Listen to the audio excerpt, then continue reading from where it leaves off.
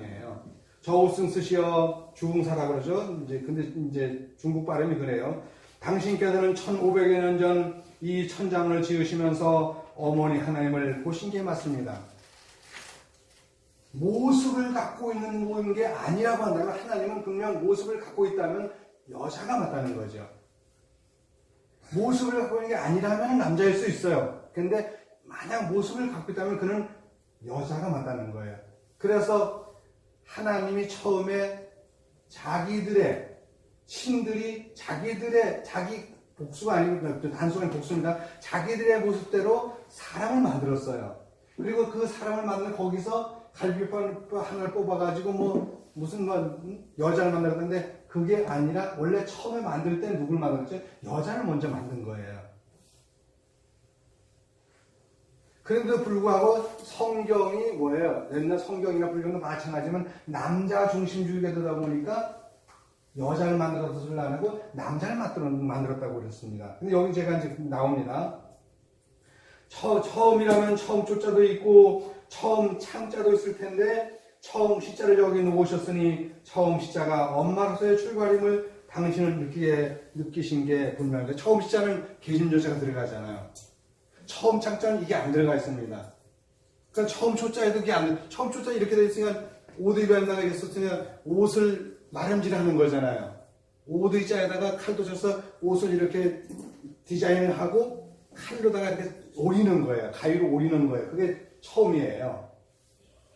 옷 의자에다가 여기다가 칼도 짰으니까 처음 조자거든요. 이렇게 같은 거예요. 근데 이게 그 옷을 마름질한다는 뜻이어서 처음이라는 뜻이고, 창자도 뭐예요? 창자도 보면은 이렇게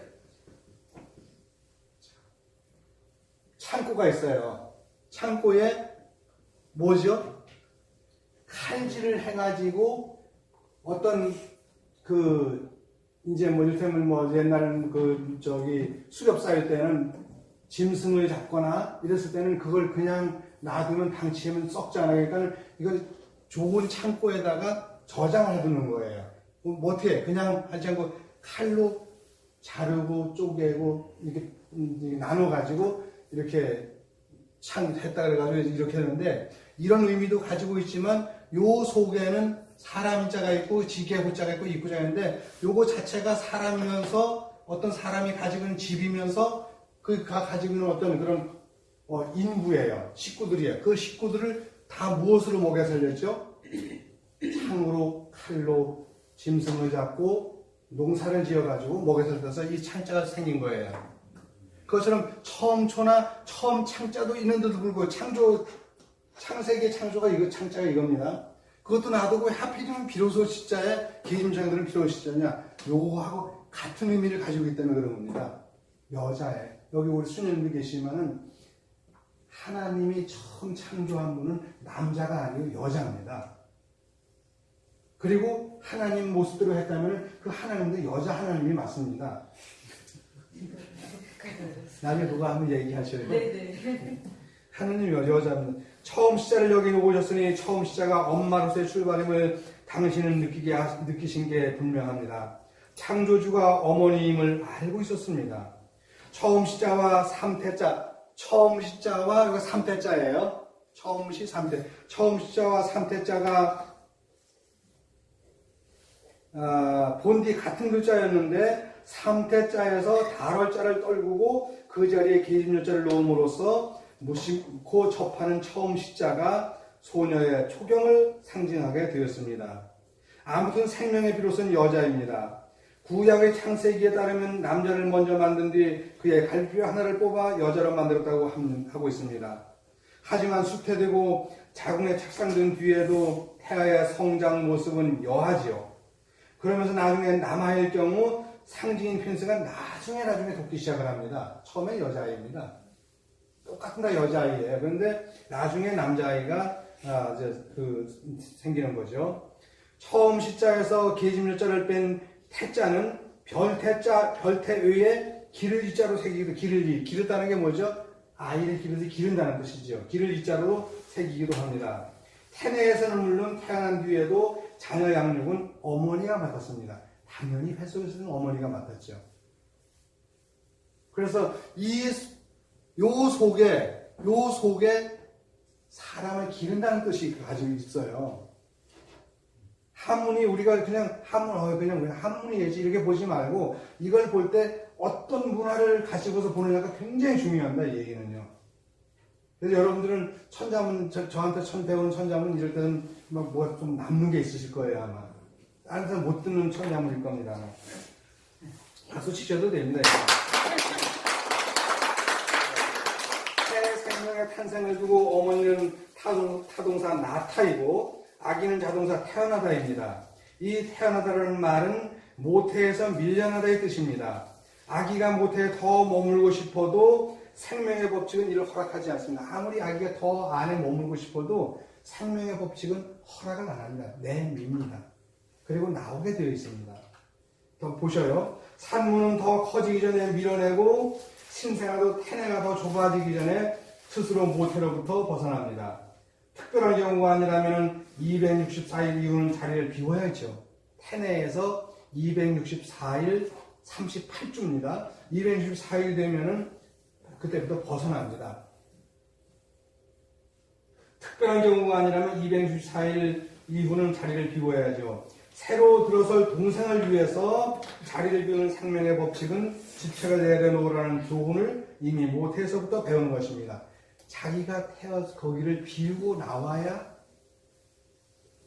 동생이 들어설 거 아니에요. 우리가 회사에서도 너무 오랫동안 나이 드신 분이 계속 있으면 저 밑에 사람이 올라갈 수가 없잖아요.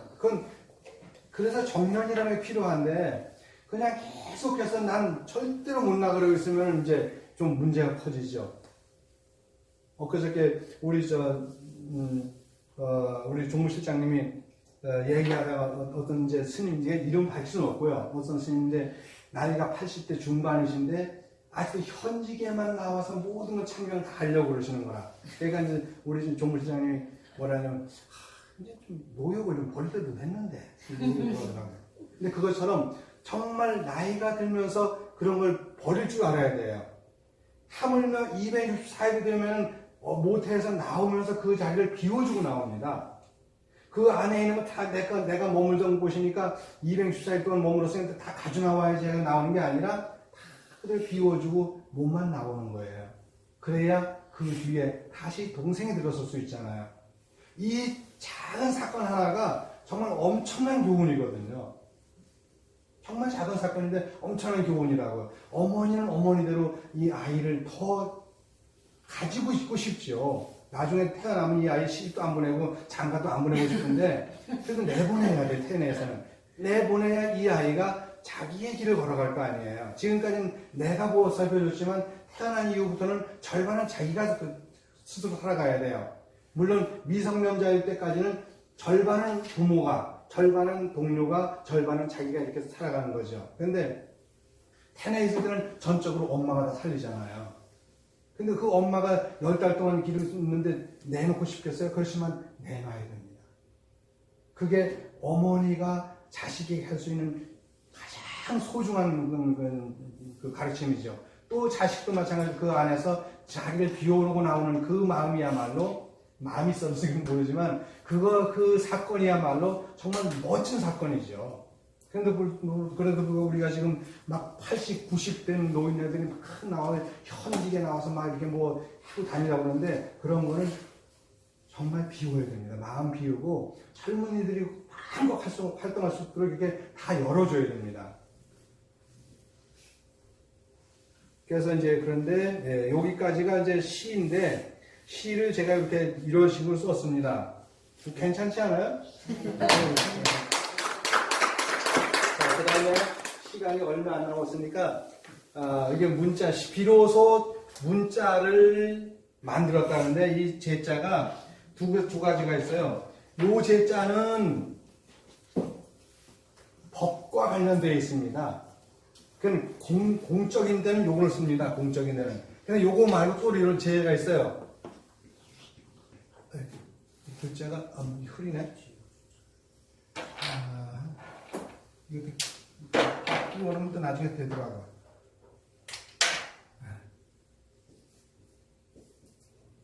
이렇게 되죠. 그때 오드자를 쓰면은 이거는 이 제자는 개인적이에요. 좀 사적이에요. 이건 완전히 공적이죠. 요거는 법으로 어떤 주제를 만든 것이고, 요거는 개인적으로 만들 수 있어요. 개인적으로 만들 수 있어요. 소자죠. 네. 소자인데 요게 뭐죠? 소는 어디가 따셔야 돼? 등이 따셔야 되죠? 개는 주둥이만 따시면 되는데 소는 등만 따시면 돼서, 그래서 옛날에 시골에서 소 덕석을 만들어 가지고 등에만 이렇게 씌워줬어요. 근데 예, 그 소덕석에서 나오는 말이에요. 근데 소덕석을 소에게 입히는 옷이 뭐죠? 소에게 만들어서 입히는 수건건자 만들어서 입히는 옷이 뭐냐면 그게 바로 소덕석인데, 소덕석이야말로 개인적인 거라는 거죠. 그러니까 이제 그 덕석 만드는 것도 그래요. 덕석을 그게 어디 규칙이 있냐 그래요. 왜 규칙이 없는지 아세요? 소가 크기에 따라서 다 다르잖아요. 소가 큰 소에게는 크게 만들어야 되고 작은 소에게는 작게 만들어야 되는데, 작은 소에게 너무 크게 만들거나 소는 어마어마하게 큰 소인데 송아지 정도의 덕석을 만들어 입을 수는 없거든요. 그러니까 옷을 만드는 것은 누구에게 맞추는 거예요? 소에. 우리가 옷을 만들 때는 그 입을 사람에게 맞추지 회사에게 맞추지는 않습니다. 요즘은 회사에서 기성복들이 많이 나와가지고 거기서 내가 골라 입지만, 옛날 같으면 어때요? 옛날 같은 옷을 만들 때는 옷을 기성복이나 맞춤 옷 같은 때는 그 사람에게 맞는 옷을 만들어 줬어요. 그렇기 때문에 이 만들 제자에는 옷을 만드는 것처럼 고객에게 맞추는 거예요. 이 고객에게 맞추지 않고 만드는 사람의 입장에서 만드는 이 제자가 맞아요. 그래서 왜? 문자는 고객에게 맞추는 것이 아니라 전체가 똑같이 통일되어야 되기 때문에 이 제자를 쓴 거예요. 문자가 만약 하나마다 다 다르다고 이 제자를 쓰게 되면 문자가 커져버리죠. 세종대왕이 24글자를 만들었는데 24글자라고 하는 건 그건 공적인 글자입니다. 결국은 사적으로 만들어 쓸 수 있는 게 아니에요. 왜? 모든 국민은 다 똑같은 게 하나로서 어떤 통일성을 봐야 되기 때문에 요 제자를 만들어지 요 제자를 써가지고 시제 문자로 쓰게 되면 이 문자 자체가 개별적인 게 되기 때문에 이건 잘못된 거예요. 근데 천자문에서는 이 제자를 쓴 거예요. 멋있잖아요. 그냥 정말 멋있는 거예요. 이렇게 저우싱스란 주흥사라는 사람은 글자 한자를 놓으면서도 요 시자를 썼고 요 제자를 써가지고 문자를 얘기를 했어요. 제가 지금 생각해봐도 정말 멋있는 사람이었어요. 여기서 만약에 이 제자를 썼다? 그럼 이건 사적인 게 되잖아요. 세종대왕이 사적인 것을 반포했겠어요? 아닙니다. 그래가지고 요즘에 보면 그때 한 거는 어느 스님이 만들었대. 그 스님이 만들었다 하더라도 그건 그렇게 얘기하면 절대 안 되는 거예요. 그 스님이 애를 많이 쓴 건 맞지만 절대로 그 스님이 만들었다 그러면 그건 공적인 이 제자가 될 수가 없는 거예요. 요 제자가 되는 거예요. 그런데 들어보시죠. 요즘에 그거 어떤 스님이 만들었대. 그러면 많이 하시죠. 요즘 약간 깨어있다는 사람들은 맨날 그 스님이 만들었다고 그래요. 이름이 돌면 생각이 안 나요. 신미 스님이 만들었다 그러는데, 신미 스님이 만들었다는 그게 이 제자가 되겠냐고. 안 되죠, 당연히요. 이 제자가 되지 않으면은, 이 제자가 되게 되면은 문자가 될 수가 없는 거예요. 그거는 도저히 왜? 적어도 한 나라의 국왕이 반포를 해야지 개인이 만든 걸 반포를 해가지고 되겠어요? 그러면 안 되죠, 그건요. 그러면 너나 나나 다 없이 그냥 자기 문자 만들어 쓸 수 있잖아요. 그건 안 되는 거예요. 그러니까 지금 아무리 신미대사가 훌륭한 일을 했다 하더라도 그런 말을 만들어내게 되면 그거는 웃기는 거죠, 그건요. 저도 같은 승려지만 그런 얘기를 만들어내는 건 진짜 웃기는 거예요, 그건요. 절대로 그건 안 되는 거예요. 저는 모든 사람이 다 괜찮다고 이렇게 할 수 있는 쪽으로 몰고 가는 거지, 그 사람이 애 많이 쓴 건 맞아요. 신미가 애 많이 쓴 건 맞고 머리도 제일 많이 쓰고 한 건 맞지만 한 나라의 왕이 반포를 해야 맞는 거지, 이게 어느 신미가 혼자 만들었네? 그 사람이 제일 힘썼으니까 이 사람 이름을 들었는데, 그런 논리가 어디 있습니까? 그건 안 되는 거죠. 절대로 안 되는 거죠, 그건. 그래서 이 시제 문자는 요 제자가 맞는 거예요. 그 다음에 내복 의상이라고 하는데 옷 의자는 겉옷이면서 웃돌이고 두루마기 같으면서 스님들은 장삼이고 중국 사람들은 장파오죠. 장파오 긴 거 장파오를 했는데 그런 건데 요거는 뭐죠? 치마상인데 주름 치마를 얘기한다고. 주름이 든 주름 진 치마를 얘기합니다. 스님들 장삼부 주름이 있죠, 이렇게. 그렇죠? 그렇게 주름이 있는 치마가 요 상이에요. 요게 보면 똑같은 옷 의자인데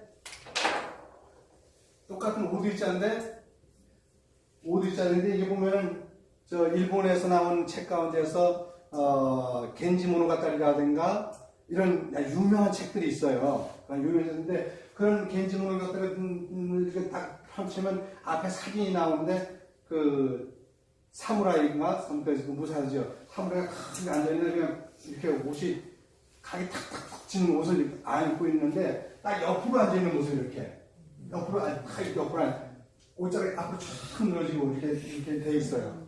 그런 이 일본의 의상을 보면 그런 게 느껴지거든요.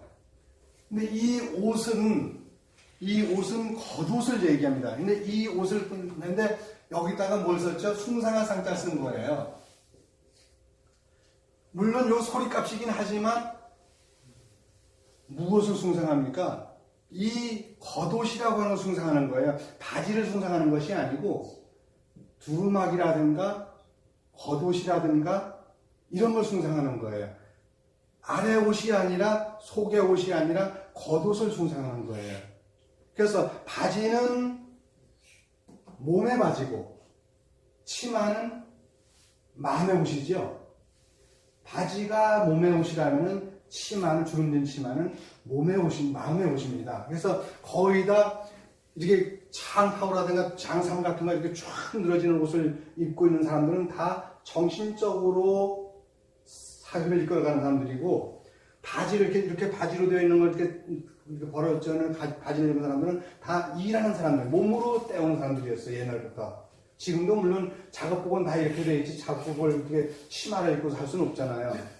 근데 지금도 마찬가지. 여러분 박사 학위를 받거나 무슨 학위를 받다고 그렇지만 법원의 법사들도 판사나 검사들도 보면 다 어떤 모습이고 치마로처럼 이렇게 주름 든 이렇게 두루마기 같은 걸 입잖아요. 그게 뭐냐면 이 옷이에요. 이 옷. 요 작은 옷, 요거는 겉옷인데 이건 전체는 치마상이죠. 근데 요거 작은 옷을 입는 거예요.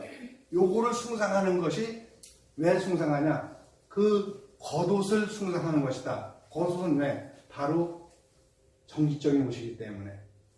그래서 여기서 의상이라고 하는 것도 그냥 의상이 아니라 이 위도자는 위에 있는 옷 의자는 치마를 얘기하고 있고, 겉옷을 얘기하고 이거는 밑에 치마를 얘기하는데 그 치마라고 하는 것을 숭상한다 해서 요 상자 쓴 거예요. 어떻게 보면 요거는 복합적인 언어죠. 복합적인 언어. 그렇게 보시면 됩니다. 시간이 그래서 조금 더 흐르는데 어쨌든 여러분 이해가 제일 되셨으면 좋을 것 같습니다. 다른 질문 없으시죠?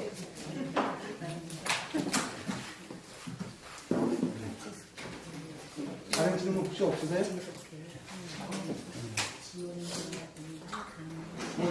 뭐 즐거운 거 하나 해도 되는 누가 하실 분 없으신가 뭐죠?